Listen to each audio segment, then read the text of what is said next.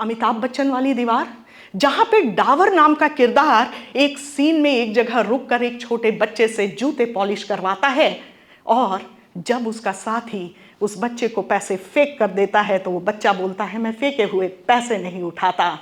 तब डावर कहता है देख लेना, ज्यादा दिन ये लड़का ये काम नहीं करेगा क्योंकि ये लंबी रेस का घोड़ा है। एकांश कला क्षेत्र, कला की भूमि। मैं पूना से भले ही आती हूँ, लेकिन मेरा मायका मुंबई ही है, वो मेरा ससुराल है। तो शादी के बाद मैं वहाँ गई और बात हो रही है इतनी खूबसूरत, तो जितने कलाकार हैं उनके लिए कि शान से चलते हैं, अभिमान से चलते हैं, शान से चलते हैं, अभिमान से चलते हैं, सीना तान के चलते हैं, ये मेरे देश के कलाकार हैं, ये दिल में हिंदुस्तान लिए चलते हैं, ये दिल में हिंदुस्तान लिए चलते हैं। रिपब्लिक डे स्पेशल है और मैं खुद फौजी बैकग्राउंड से हूँ और इसलिए मैंने फौजियों की ज़िंदगी बहुत नज़दीक से देखी है। मैं खुद भी वुंडेड सोल्जर्स और उनकी फैमिली के लिए काम करती हूँ और इतने बेटों की बात हो रही है तो मुझे लगता है मेरी फैमिली में बहुत पहले शायद किसी ने कहा था कि हमारी छोरी छोरों से कम है के, शायद इसीलिए मेरे यहाँ बेटियाँ भी फौज में हैं। नमन है उन वीरांगनाओं के वजूदों को, नमन है उन वीरांगनाओं के वजूदों को, बेटे ही नहीं बेटियां भी दी हैं हमने सरहदों को, बेटियां भी दी हैं हमने सरहदों को। तो कई दफ़े मैंने माँओं को और भाभियों को रोते हुए देखा है और यहाँ तक तो ऐसा है कि मेरी एक भाभी पाकिस्तान की है, मतलब उनका मायका वहाँ का है, तो समझ में नहीं आता कि हमें बांट कौन रहा है, या तो हम खुद बट रहे हैं। ये सब सियासी मामले हैं, लेकिन किरदारों की बात हो रही है तो मैं आज कौन सा किरदार लेकर आई हूँ।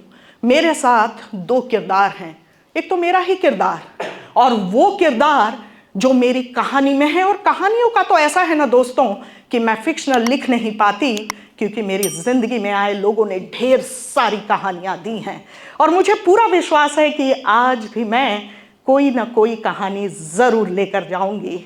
रही किरदारों की बात मेरी, मैं अपने बारे में बताऊँ सर, मैं पागलों की हद तक प्यार करती हूँ बॉलीवुड की हिंदी फिल्मों से।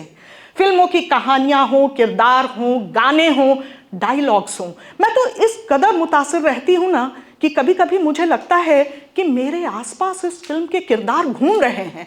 कभी मैं यंग क्राउड में बैठती हूँ तो मुझे कुछ कुछ होता है का राहुल, टीना और अंजलि मिल जाते हैं और मेरे देश की हर औरत में मुझे एक मदर इंडिया दिखती है। बहुत बहुत धन्यवाद। और रही किरदार जो मेरी कहानी का है, क्या बताऊं, वो तो मेरे लिए किसी सिपाही या सोल्जर से कम नहीं। तो ऐसा ही एक छोटा सा वाकया, लेकिन मैंने क्या कहा कि ये जो किरदार हैं मुझसे टकरा जाते हैं जिंदगी में। तो सुनिए एक छोटी सी घटना। ये उस समय की बात है जब मेरे शहर में वक्त बेवक्त बारिश हो जाया करती थी और मेरे शहर की एक बात तो बहुत प्रसिद्ध है कि यहाँ के मौसम और लड़कियों का कोई भरोसा नहीं, कब बदल जाएं, कब बदल जाएं। तो बस मैं इवनिंग वॉक के लिए निकली और इवनिंग वॉक तो एक बहाना है दोस्तों, मुझे लोगों के चेहरे पढ़ने का शौक है। जब मेरे बगल से गुजरती हुई किसी आंटी को देखती हूँ ना तो ऐसा लगता है जरूर आज इनकी बहू ने ना अच्छा खाना नहीं बनाया। कभी किसी और के चेहरे पर देखती हूँ तो लगता है आज जरूर ऑफिस में दिन थोड़ा भारी था। सबसे ज्यादा सुकून मुझे मिलता है उन बच्चों के चेहरों पर जो स्कूल बस से उतरकर अपने घरों की तरफ जा रहे हैं। वैसे कभी कभी मुझे शक्ति कपूर भी मिल जाते हैं। खैर, मैं निकली इवनिंग वॉक के लिए और एहतियातन मैंने एक छतरी ले ली। लौटते समय वही हुआ, बारिश। बारिश नहीं, मूसलाधार बारिश। मैंने छतरी खोली और धीरे धीरे सड़क के किनारे चलने लगी।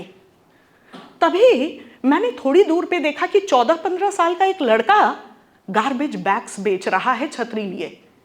उसके सामने से गुजरी तो उसने कहा दीदी। मैंने पलट के देखा, मैंने बोला सबसे पहले अरे ये क्या कर रहे हो, कल बेच लेना। उसने कहा दीदी कल ना स्कूल में एक केमिस्ट्री का प्रोजेक्ट जमा करना है और उसके लिए जो नोटबुक है ना, वो 80 रुपए की मिलती है पीछे वाली दुकान में। वही पैसे जमा कर रहा हूँ। पापा ने तो कहा कल स्कूल मत जा। मैंने आओ देखा न ताओ गई और उसे वो नोटबुक दिला दिया। लेकिन घर आने के बाद दोस्तों, शायद मैं ये बात भूल भी चुकी थी, क्योंकि आप जैसे और मुझ जैसे लोगों के लिए 150 रुपए ज़्यादा मायने नहीं रखते। थोड़े दिनों में उस रूट से इवनिंग वॉक के लिए नहीं गई, और जब मैं थोड़े दिनों बाद गई तो एक जानी पहचानी आवाज ने मुझे रोका। दीदी। पलट के देखा, वही लड़का। मैंने कहा मैंने उस दिन तुम्हारा नाम नहीं पूछा था, क्या नाम है तुम्हारा? उसने कहा सचिन।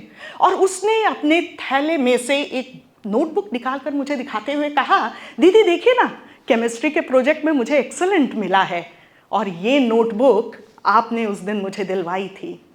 मैंने उसे शाबाशी दी और आगे बढ़ गई। लेकिन मुझे कुछ याद आया और मैं रुक गई। मैंने उससे कहा, तुम्हें कैसे पता मैं आज यहां से गुजरने वाली हूं? उसने कहा, दीदी ये नोटबुक तो मैं रोज लाता हूं, ताकि कभी ना कभी तो आप गुजरेंगे ना, तो आपको दिखाकर कहूंगा कि देखिए, जो आपने उस दिन मदद की थी ना, वो वेस्ट नहीं गई। दिल धक से रह गया दोस्तों, और लौटते समय मेरे दिमाग में सिर्फ एक बात चल रहा था। दीवार फिल्म का वो सीन, अमिताभ बच्चन वाली दीवार, जहां पे डावर नाम का किरदार एक सीन में एक जगह रुककर एक छोटे बच्चे से जूते पॉलिश करवाता है, और जब उसका साथी उस बच्चे को पैसे फेंक कर देता है तो वो बच्चा बोलता है, मैं फेंके हुए पैसे नहीं उठाता।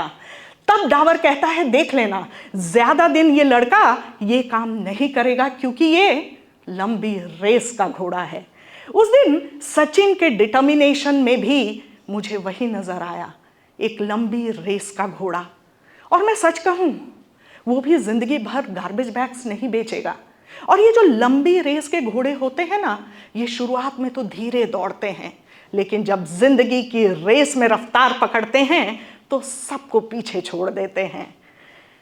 इसीलिए मैं कहती हूं ना कि ये जो किरदार हैं, खासकर ये आम आदमी जो सड़कों के किनारे आपको दिख जाएगा, कभी फल बेचते हुए, सब्जी बेचते हुए, लोकल ट्रेन्स में छोटी मोटी चीजें बेचते हुए, ये मेरे लिए किसी सिपाही या सोल्जर से कम नहीं। जानते हैं क्यों? क्योंकि जो सरहद पर तैनात है ना सैनिक, उसे कभी कभी अंदाजा रहता है अपने दुश्मन का, लेकिन ये जो आम आदमी है, ये तो रोज एक अनजानी चुनौती का सामना कर रहा है। महलों को झोपड़ियों का मजाक उड़ाते देखा है, पत्थरों को महंगी गाड़ियों में और हुनर को सड़कों पर पलते देखा है।